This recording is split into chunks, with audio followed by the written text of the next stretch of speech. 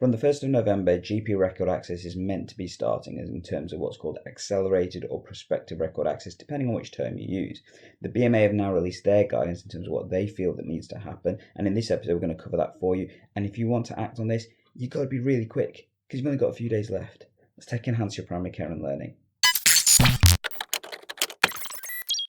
So the BMA have released their guidance in terms of what they feel needs to happen for accelerated, or as many other people know as it called, prospective record access. And we're going to cover their guidance for practices in terms of what they need to do in order to keep in line with their contractual requirements, but also, and especially, keeping patients safe.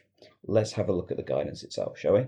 So the link to this page is in the show notes, so feel free to have a look in the description down below. However, once you go to this page, this is the news update page from the BMA, and it talks about two guidance documents in particular. So if you scroll down, you'll see the actual guidance for practice and a template letter. We'll come to the template letter in a second. In terms of the actual guidance itself, when you click on it, you get this 6-page letter that basically sets the tone for what is happening with record access.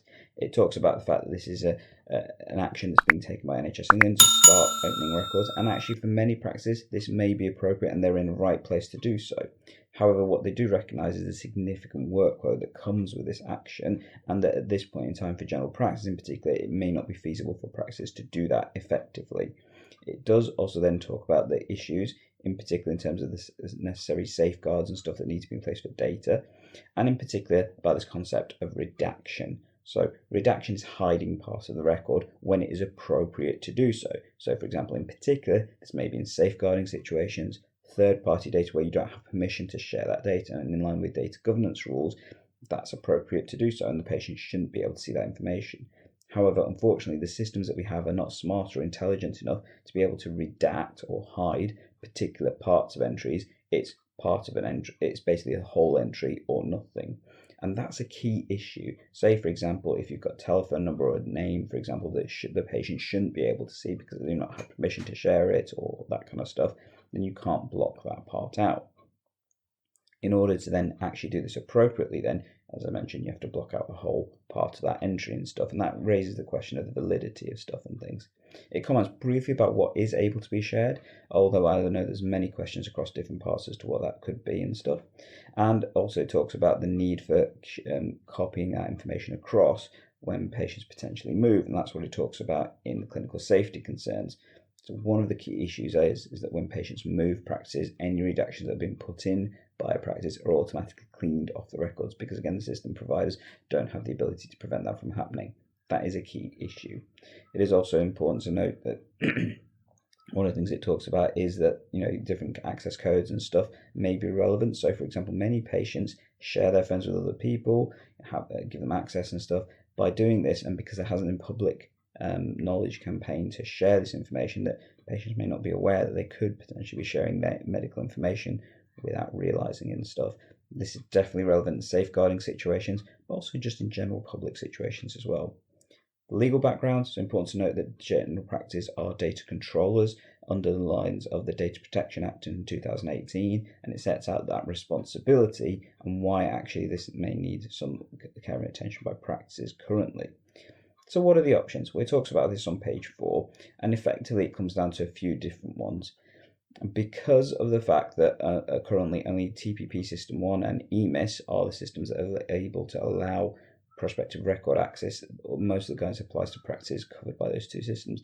Vision, which isn't run by CEGEDEM, is due to happen in some point in the near future, but because of the technology involved, that's not currently available. There is a checklist that you can have a look at and stuff. However, one of basically the 3 options you've got, though there are technically 4. So the 4th option that they haven't mentioned is you can just carry on and let this happen if you're ready and able to do so within your practice. And there will be some practices where they are ready for this to happen. However, if you're not, then there are 3 options that you've got.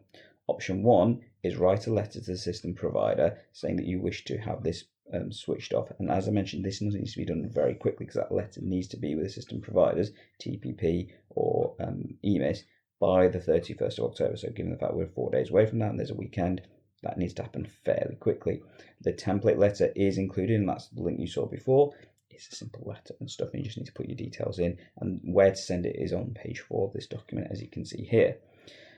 Option 2 is to run a focus search for patients who should not have a record access automatically.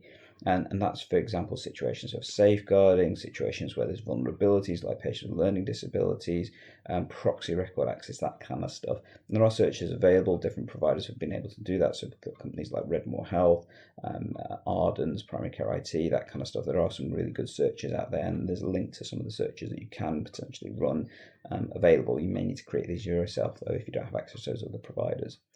Alternately, option 3, which is where you add a batch code to all patients in your practice, and that's a SNOMED code, which is 1364731 and 60104, which is the enhanced review indicated before granting access to own health record.